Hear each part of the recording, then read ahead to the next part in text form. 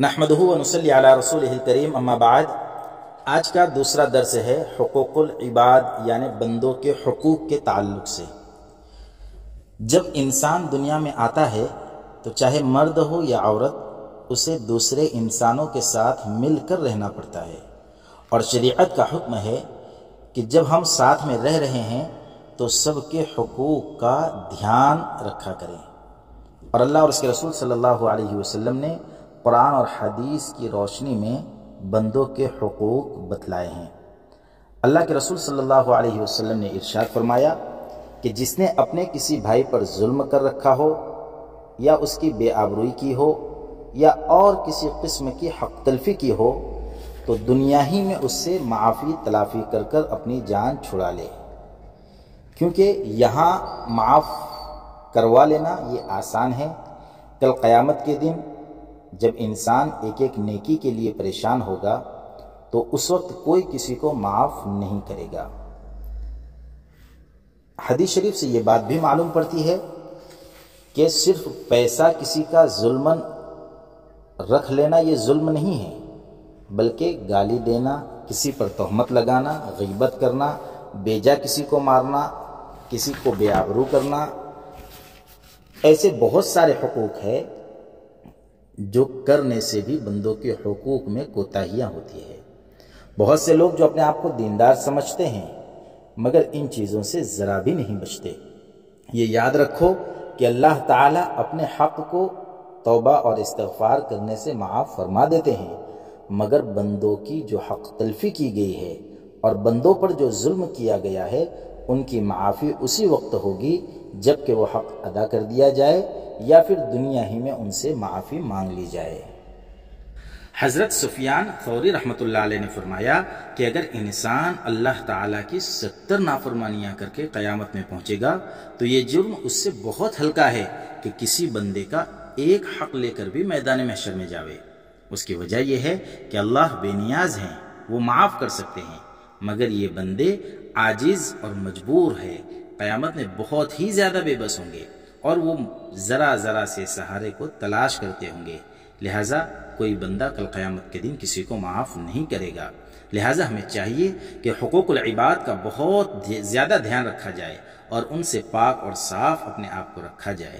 ایک حدیث شریف میں ہے، اللہ کے رسول صلی اللہ علیہ وسلم نے اپنے صحابیوں سے پوچھا، مل مفلس، کیا تم جانتے ہو کہ مفلس کون ہے؟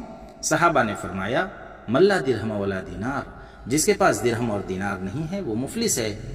اللہ کے رسول صلی اللہ علیہ وسلم نے فرمایا کہ یقین جانو اصلی غریب میری امت کا وہ شخص ہے جو قیامت کے روز نماز، روزے، زکوٰۃ ایسی بہت ساری عبادتوں کو لے کر آئے گا، لیکن اس کا حال یہ ہوگا کہ دنیا میں کسی کو گالی دی ہوگی، کسی کو تہمت لگائی ہوگی، کسی کا مال کھایا ہوگا، کسی کا خون بہایا ہوگا، کسی کی غیبت کی ہوگی، لہٰذا اس کی نیکیاں اس کو دلا دی جائے گی۔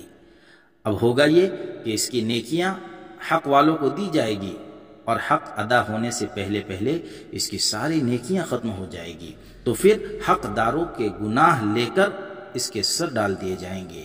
لہٰذا ایسا شخص مفلس ہوگا کہ جو نیکیاں تو بہت زیادہ لے کر آئے گا لیکن لوگوں کے حقوق دنیا میں ادا نہیں کیے ہوں گے، جس کی بنیاد پر لوگوں کے گناہ اس کے اوپر لاد دیے جائیں گے اور پھر اس شخص کو دوزخ میں ڈال دیا جائے گا۔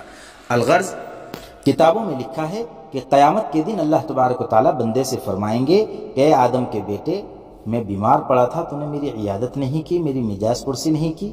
بندہ کہے گا کہ پروردگار عالم، آپ تو ساری کائنات کے پروردگار ہیں، بھلا آپ کیسے بیمار پڑ سکتے ہیں، یا میں کیسے آپ کی عیادت کر سکتا ہوں؟ اللہ تعالیٰ فرمائیں گے، میرا فلاں بندہ بیمار پڑا تھا، اگر تو اسی عیادت کے لیے جاتا تو مجھے اس کے پاس پاتا۔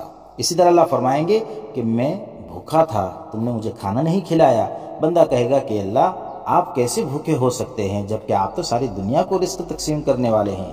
اللہ فرمائیں گے، میرا فلاں بندہ بھوکا تھا، اگر تم اس بندے کو کھانا کھلاتے تو مجھے اس کے پاس پاتے۔ خیر، ان چیزوں سے، ان باتوں سے پتہ چلتا ہے کہ بندوں کے حقوق یہ کتنے زیادہ ضروری ہے۔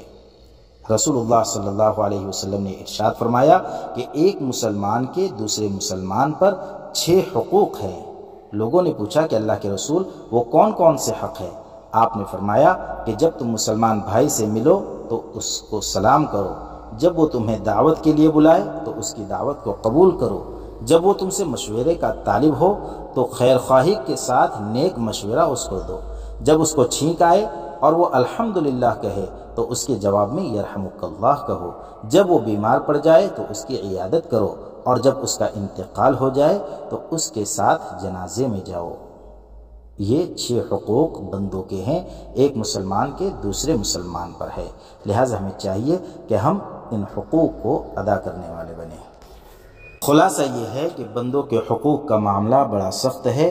بندوں کی حق تلفی سے، یعنی کسی کی بے آبروئی کرنے سے، کسی کی غیبت کرنے سے، کسی کی چغلی کرنے سے، کسی پر بہتان لگانے سے، کسی پر ظلم کرنے سے اپنے آپ کو بچانا چاہیے۔ کسی کے مال میں امانت میں خیانت کرنے سے، یتیم کا مال کھانے سے، ایسے تمام چیزیں جو کسی بندے کے حق سے تعلق رکھتی ہے اپنے آپ کو بچانے کا اہتمام کرنا چاہیے۔ اور اللہ نہ کرے اگر ہم سے کسی کا حق دبا لیا گیا ہو، ہم نے کسی کا حق مار لیا ہو تو اللہ کے واسطے اس کا حق ہم ادا کرنے والے بنیں، موت سے پہلے اس سے معافی تلافی کر لے۔